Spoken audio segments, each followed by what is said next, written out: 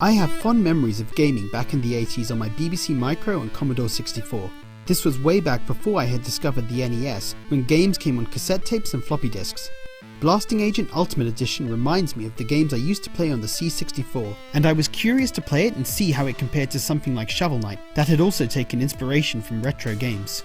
In Blasting Agent, you play as the Blasting Agent that needs to stop some bad guys that are doing bad things. The story isn't particularly deep, and that's fine. The game isn't trying to have a deep narrative. The game is about fun, challenging, and occasionally frustrating gameplay. It's a 2D platformer shooter where you traverse 6 stages fighting enemy minions and taking down large bosses. You obtain upgrades to your weapons and health bar and new abilities as you play the game, provided you explore all the areas and make sure you collect and kill everything. I quite liked that the game had some random areas to find and explore. It made the level design more interesting, and the optional areas had some interesting challenges.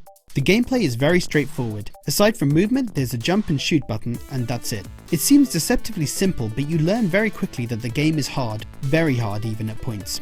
Your health and weapon are very weak at first, making the first 2 levels especially difficult. As you collect health and weapon upgrades, the game becomes easier, but I hit a wall at the level 4 boss. I just couldn't beat it.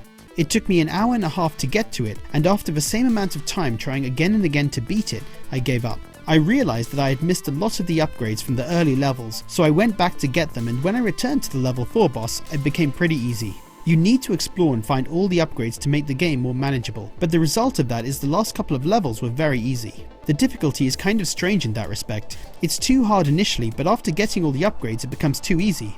Once you finish the game, you unlock hard mode, which brings back the challenge in a big way. I couldn't even beat the first level on hard mode. Fortunately, there's hardly any load times between dying and respawning, and you respawn at the last door you entered, so you never lose too much progress. The graphics are of course retro, pre-8-bit, so the environments and the sprites weren't particularly detailed, but I quite liked the style of the graphics.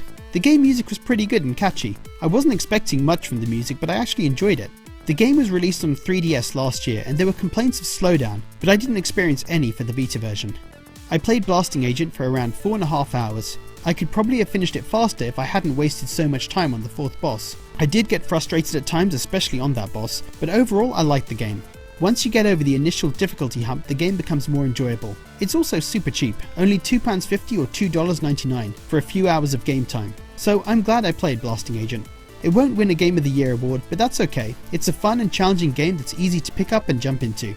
So, have you played Blasting Agent? What did you think of it? Leave a comment, and as always, thanks for watching.